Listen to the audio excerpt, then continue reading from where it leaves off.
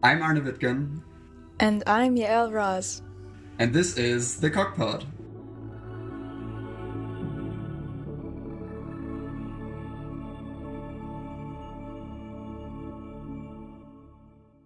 Welcome everyone to our pilot episode. IP. Yes. So let's just introduce ourselves, and by introduce ourselves, we mean introduce the other person because we like to mix it up here. So my lovely co-host is Arne. He's 20. He's from Hamburg, Germany. He likes musics and books and fencing and gin, but he's not an alcoholic. And photography, he likes that a lot. I mean, we are both in the cognac PaparaC, so you know. And then fun fact about Arne is he has a collection of over 200 Donald Duck pocketbooks. That's how many years was that? Over 15 years at this point. Over 15 years of collecting Donald Duck pocketbooks. Yeah, started in the childhood and then kind of just never stopped. Yeah. All right, the other host we have with us today is Yael. She's 19 from Eindhoven.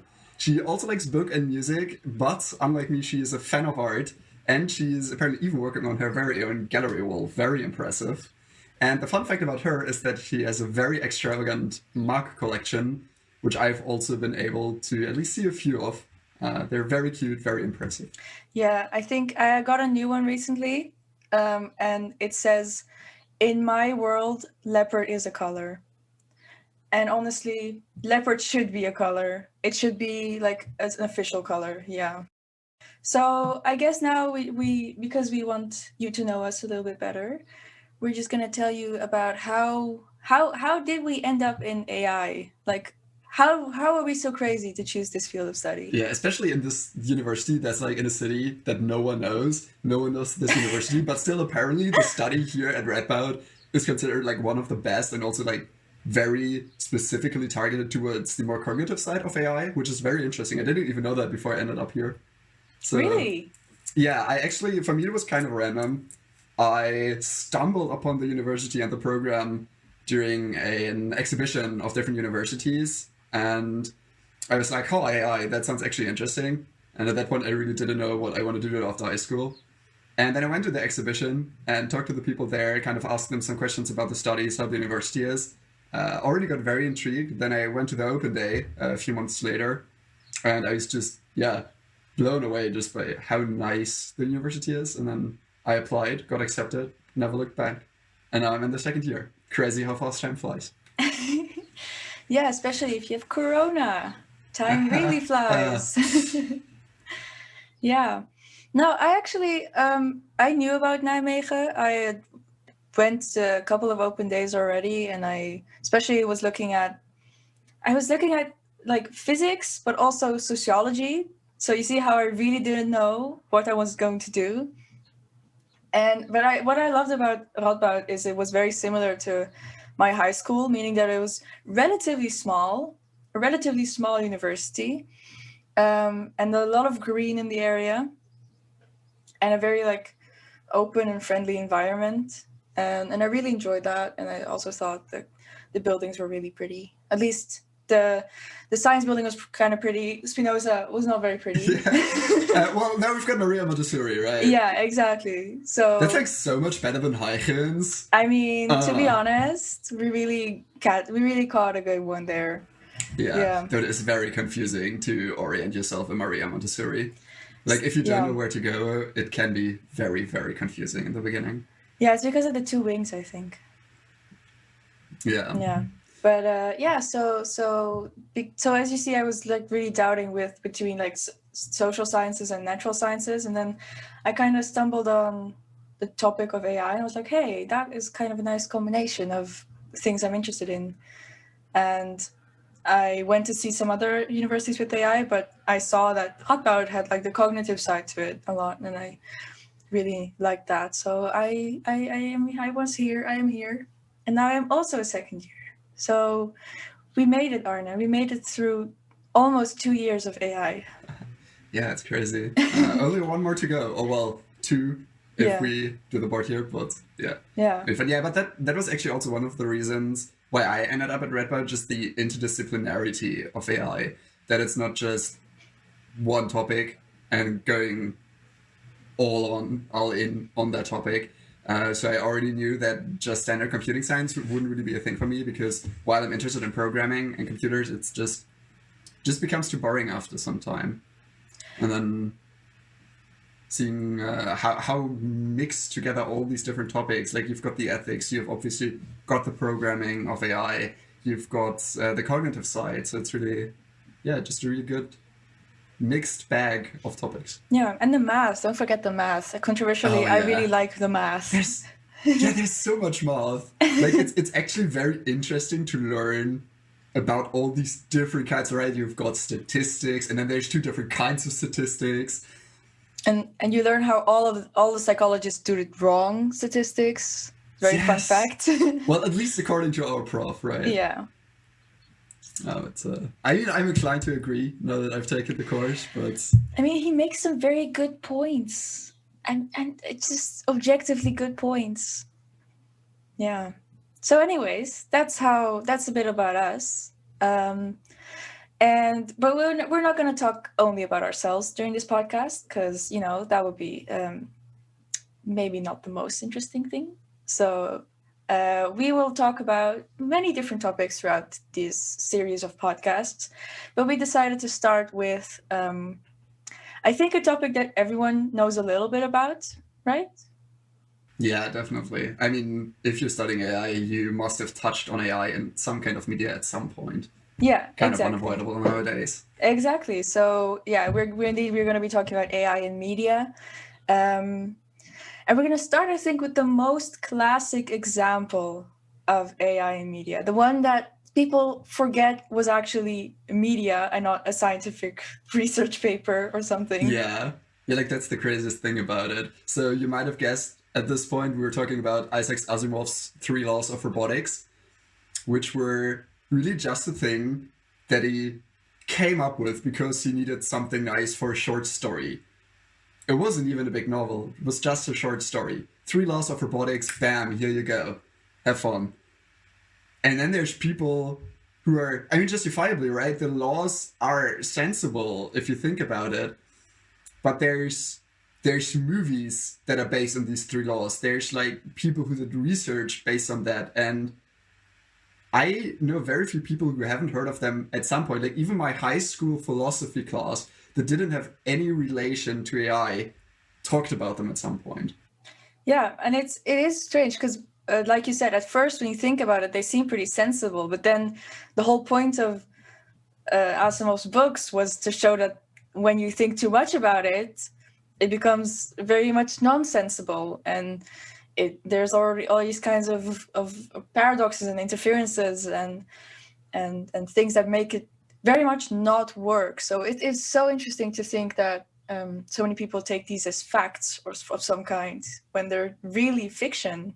Yeah, and it's also definitely interesting to see how this kind of, at least in some way, laid the groundstone for AI and like the talk about AI in fiction, especially seeing as this wasn't even technically about AI, but rather about robotics, which is obviously just a part of the whole thing.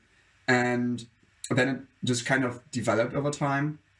For example, right now I'm reading 2001: Space Odyssey, the book to the movie, which, as I've learned, has actually been written independently of the screenplay. Really? Which is very interesting, yes.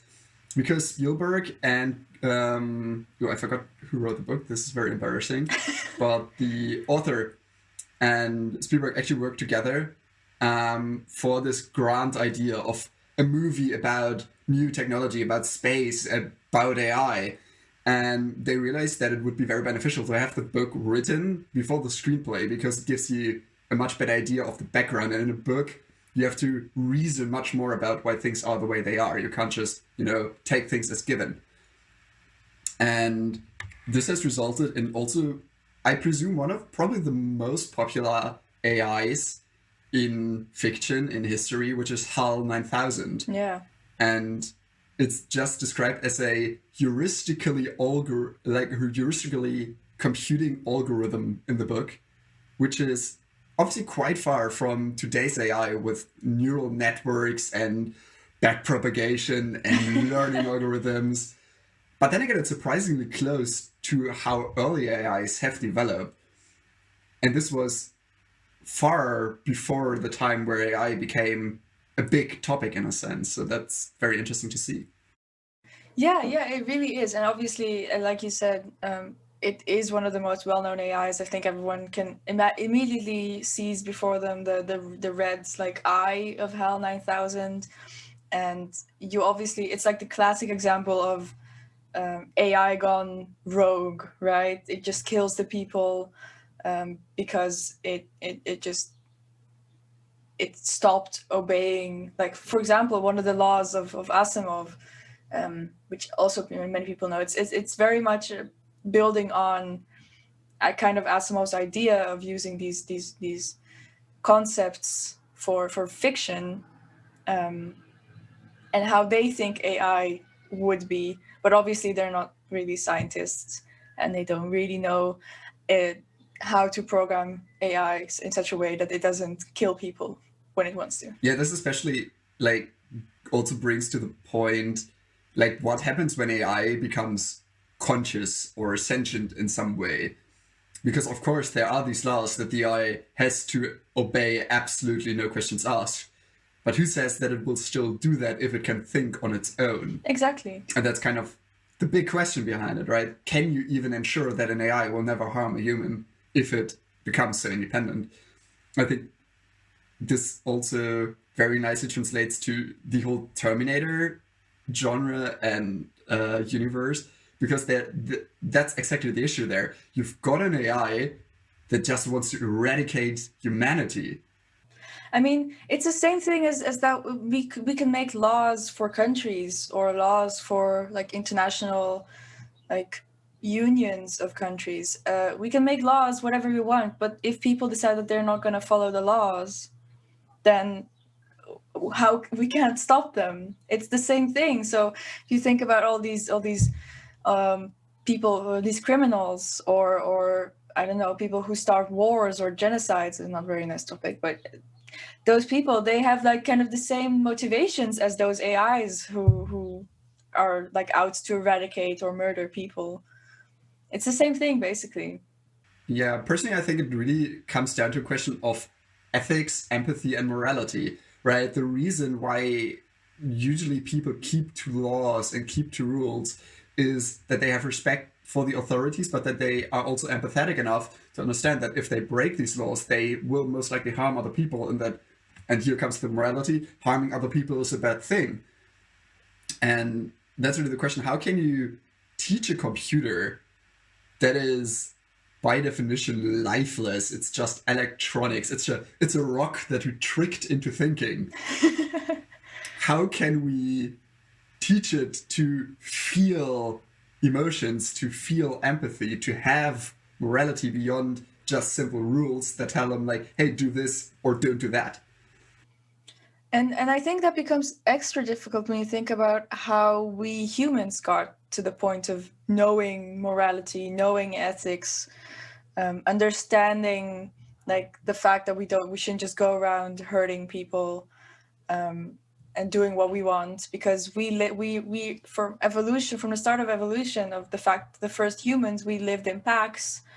We always depended on each other. We needed to trust each other to survive, and missing that evolution, that's what is happening with AI. So we can't put AI in a prehistoric world, have it evolve on its own for thousands and thousands of years, and then have it develop this sense of empathy and sympathy by itself. So we have to kind of like simulate the conditions that cause us to be sympathetic and to be considerate, but that's very difficult to do in like a digital space. Yeah. You can't simulate evolution like that. And that's what makes it hard, I think. You are mentioning a very important point, which is how do we actually learn to be empathetic? How do we view another person, as a being with feelings? And I've recently learned that this is actually one of the main reasons why people on the internet tend to be so rude and so aggressive, which is that they don't see the other people who visit and use the websites as people. They're just someone on the other side with a differing opinion that wants to be better than me, instead of relating to them on a personal level, getting to know their personality, and kind of learning that, of course, people have differing beliefs and you can't always agree on things, but that doesn't mean that you should instantly start insulting another person just because they have a different view. No, definitely. And that's really kind of what the issue with AI is, right? As you've mentioned, we can't just make AI experience evolution.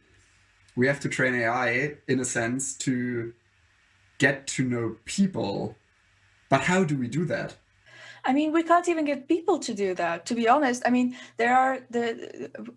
obviously, there are a lot of people, most people, who can empathize and sympathize with others, but there are also people who, for genetic reasons, cannot. There are people who have mental illnesses, who struggle a lot with empathizing with others, and that's just something we don't know how to fix that.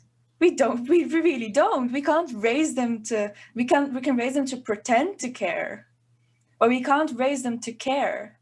We can't program these people because that's just not how their brain works. So I think that also kind of tells us that if we can't figure out how to do this with people, then if we make an AI to resemble human brains, we can view them as those kinds of human brains that don't really have the ability to, like, intrinsically sympathize with others. They can pretend to, but they can't intrinsically sympathize with others.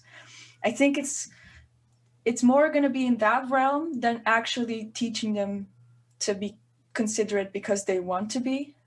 Yeah, that's a very interesting point, because I also believe that that's kind of how it's going to be. Unless we can actually, like, grow a human brain, right, out of stem cells or whatever, it's going to be very difficult to teach an AI to actually experience feelings and not just have the concept of it stored somewhere in its memory. But I think to find the path back to AI in literature and media, I think this is also partly what Blade Runner is about, right? The original Blade Runner, at least in my experience, was one of the first movies or books that has heavily touched upon also the more philosophical side of the topic, which is what happens if AI becomes nearly indistinguishable from humans? How will society change to adapt or accept or also not accept that? Yeah, we have seen that in general, humans tend to not like those who differ from them.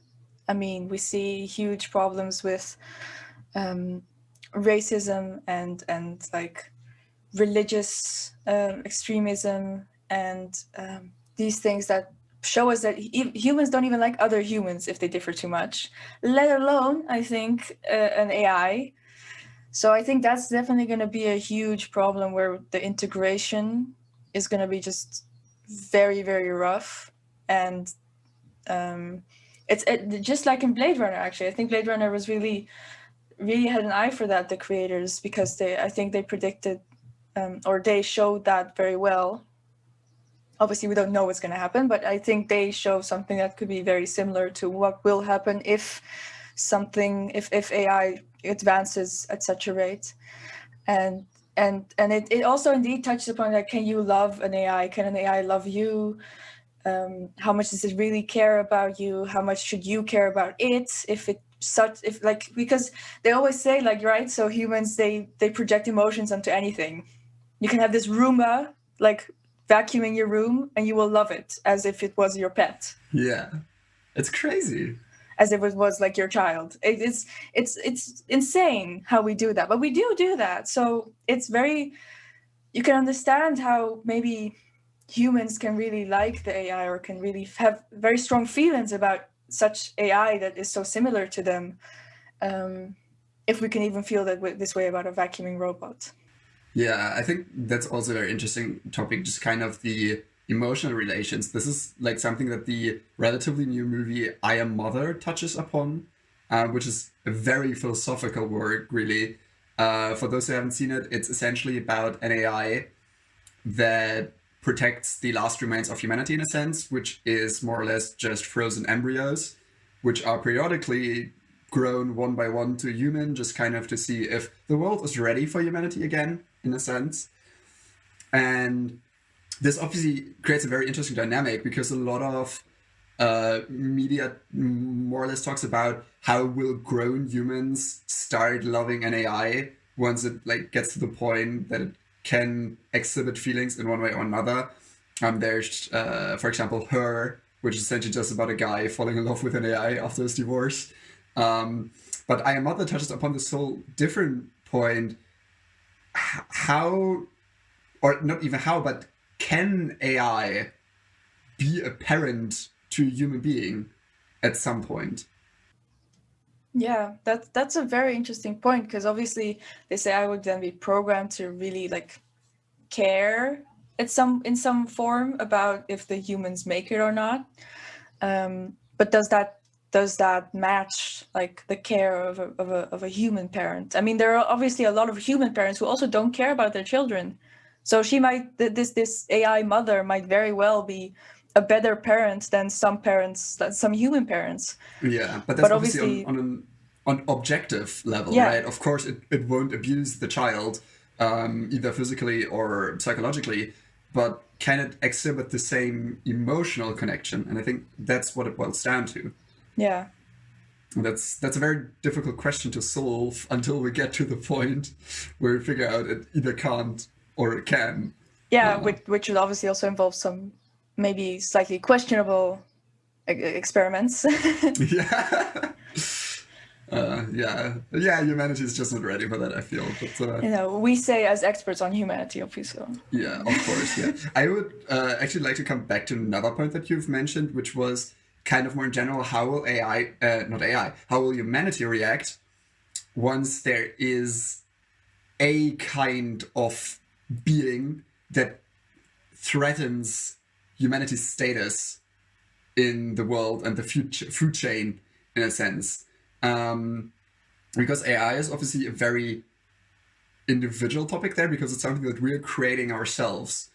And I think there's a lot of literature, like, for example, Transformers, right? There's like these Autobots that are aliens, and they're coming to humanity and to Earth, and suddenly all of humanity unites to fight the enemy.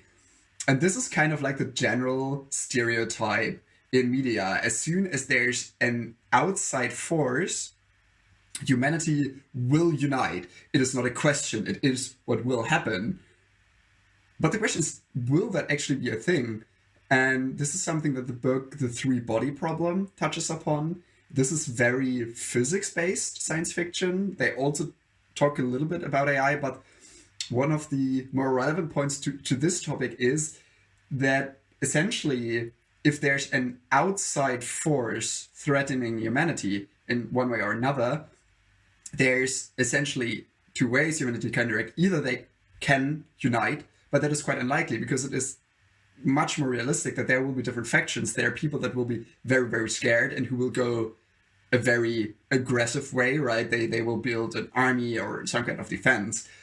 And then there will also be those that will welcome it nearly as a god, right? This is above our level of sentience. That is so much more intelligent. It will resolve all of our issues.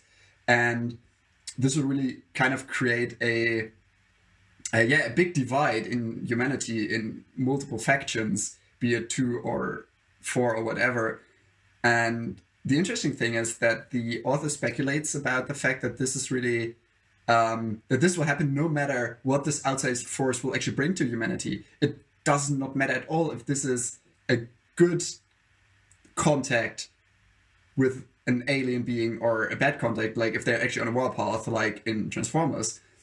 Just the idea that there will be some contact with a different life form in the future just makes humans go haywire. And that's such an interesting approach. Yeah, it really is. I mean, I think it's a very natural assumption of the author of the Three-Body Problem. because as you said, like usually it's assumed that humans will unite, but I don't think that that's so like I don't think that makes the most sense. I don't think that's the most logical option, seeing as how we don't even unite like on a lot of things, and we have so many different cultures and so many different beliefs. And I think the movies or the books that assume that everyone unites only think about a certain culture or a certain type of people, and they kind of ignore the rest. I mean, it's obvious. I mean, every time there's this alien movie or there's like science fiction movie and they say, and the aliens come to Earth and they say, "Take me to your leader," as the classic. The Yeah, classic first contact, then they take it to the president of the United States or something, and that's not the world leader. That's really, exactly. yeah. Yeah, but I also think that like this topic in general is, personally, I think that this should actually be brought in not only to like a specific alienated force, but just something in general that brings a big change upon humanity and our way of life. Because personally, I think that we are already seeing that in our day-to-day life with AI as it is now. We don't need sentient AI that can best human intelligence levels. Social media is already enough, because you can already see these two big camps where you have people who are just, no offense, mindlessly adopting new technologies, which is obviously inherently not a bad thing, right? It shouldn't be a bad thing to be ready to adopt new technologies. And then you've got this whole other camp, which is, in my opinion, very strikingly centered around people who have worked for companies like Google and Facebook who are developing these algorithms and these AIs. We're saying, hey, people, this is a super bad thing. We have to do something about this. Like, this is destroying human way as we know it. This is creating political and cultural divides. Like, this exact scenario that's described in the three-body problem is happening today in society without even needing a sentient force from the outside. Yeah, I think it's somehow it's slightly more of a sentient form from the inside, in the sense that it's just this kind of like power that drove the people who made those, as we now know, kind of harmful algorithms for the social media apps, for the internet. Um, all these problems that were, for example, pointed out in The Social Dilemma, the documentary on Netflix, and I think a lot of people did watch, especially I think a lot of people who know a bit about AI found very interesting to watch. And you get indeed all these former executives, former software designers who would say like, yo, we really didn't think this through. And the companies are not admitting that we didn't think this through because they're making a lot of money off of it. But we really didn't think all the consequences through of all these algorithms. The thing is, it's not even that they didn't think it through. They are aware of what's happening, and they're still deliberately going forward. These companies are aware that social media is insanely destructive to our attention, that it is addictive. But as you mentioned, it is their money maker. If they stop making this addictive and harmful, they won't make as much money off of it. And that's obviously quite a good incentive to be going on. I'm not saying that it is a good incentive in a good way, but it does explain why this is developing the way it is.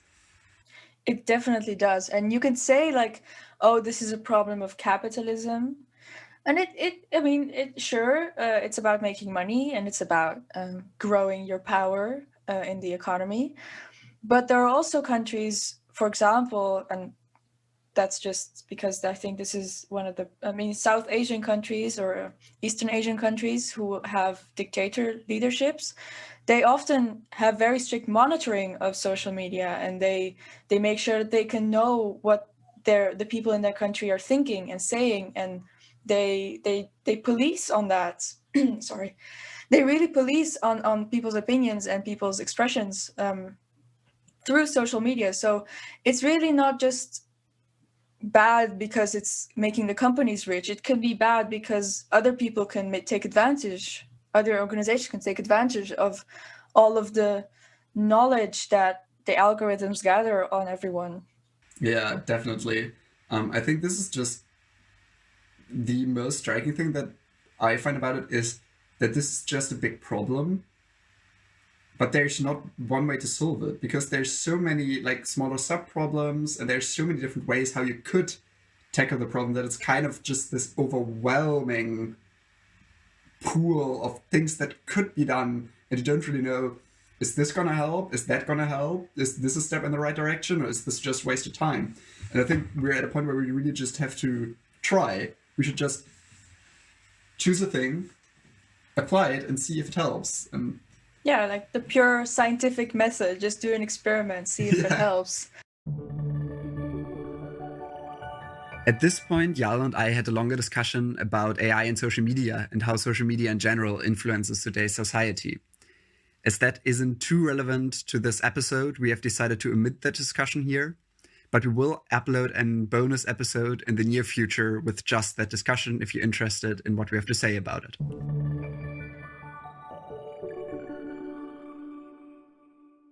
So we talked a lot about AI in media, how it was, how it is, and we've talked about how the view of AI has really changed and how it's not really such a central point anymore. So you used to have these bad guys who were AI basically, and they were like kind of the central point of the movie, but you don't really see those a lot anymore. And do we think that they're ever going to be coming back as the central point, or do we think that? That's a good question. I think there might become a point like where we kind of see a resurgence of like these old school fiction ideas. No, I feel like that's just with a lot of trends that it's just always coming back in waves after a few decades. And I think especially if we get to a point where science advances to the point where we actually have an AI that you can have a proper conversation with or that exhibits, like personality traits, that will definitely be a point where we will kind of see a comeback of fiction on AI as sentient beings. Yeah, but also like to recap what we talked about, I think it is very interesting to see how AI started out as this very abstract topic that was very, well, here's this one thing. And it like even in the beginning, it already used to be quite like as a warning story in a sense, right? You have Terminator, you've got HAL 9000, you've got Blade Runner, and it has slowly developed to become less the central point of the stories and more developed around the more philosophical questions until we have really arrived at this point where we are realizing, oh, AI is actually impacting humanity much more than science fiction has ever foreseen, but also in ways that are way different than science fiction has ever come up with. And yeah, now we're just at this kind of dividing point where we really have to decide how do we want to go forward with this very real AI in our daily life. Yeah, definitely. I completely agree. It's so obvious to see that the way that we think about AI media now is more about questions of consciousness, of what is it, what does it mean to be a human? That sort of more, indeed, the philosophical side of it, more than there is the technology to make a sentient algorithm. That's not really the point, because we have so much AI in our lives today that it doesn't really seem that big of a deal anymore. It doesn't seem like that could be like the bad guy of a movie.